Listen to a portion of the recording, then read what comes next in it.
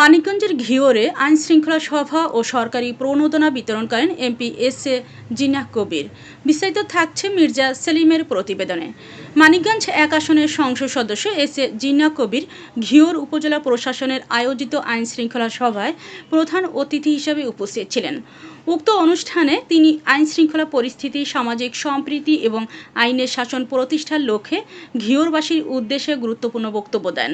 উপজেলা নির্বাহী কর্মকর্তা নাসিতাতুল ইসলামের সভাপতিত্বে অনুষ্ঠিত সভা শেষে উপজেলা সুবিধাবঞ্চিত গরিব অসহায়দের মাঝে নগদ টাকাসহ বিভিন্ন সরকারি প্রণোদনা বিতরণ করেন। এ সময় উপস্থিত ছিলেন সংসদ সদস্য সহধর্মিণী শায়লা কবির, উপজেলা প্রশাসনের বিভিন্ন দপ্তরের কর্মকর্তা কর্মচারী, জনপ্রতিনিধি, সুধীজন এবং স্থানীয় গণ্যমান্য ব্যক্তিবর্গ।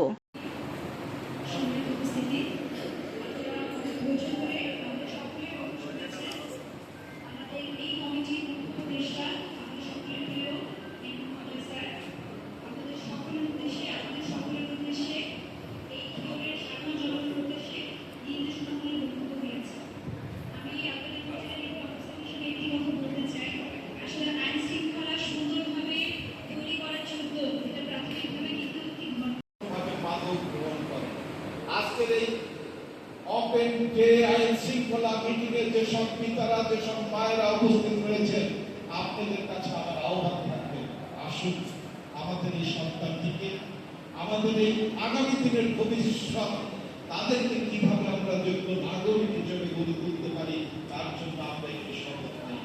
আইন শৃঙ্খলা বাইরে দিয়ে কিশোরকে নির্মূল করা যাবে না, আইন শৃঙ্খলা বাইরে দিয়ে মাদক নির্মূল করা যাবে না, আইন শৃঙ্খলা বাহিনীকে চাঁদাবাজি নিয়ন্ত্রণ করা যাবে না। সর্বপ্রথম সামাজিক আন্দোলন গড়ে তুলতে হবে, আর সেই সামাজিক আন্দোলন গড়ে তুলতে পারে একমাত্র পিতা এবং মাতার সাথে সমাজের নির্বাচিত প্রতিনিধি এবং সচেতন নাগরিক এবং উন্নয়নমূলক কর্মকাণ্ডে যে রাজনৈতিক দল এবং সেই রাজনৈতিক দলের নেতা কর্মীরা। আপনার সন্তানটি যদি বিপদগামী হয়ে যায়, আমার কিন্তু যাবে আসবে, আপনার সংস্কৃতি ধ্বংস হয়ে যাবে। ঘিওর উপজেলায় দিন দিন কিশোর গ্যাংয়ের সংখ্যা বেড়ে যাচ্ছে।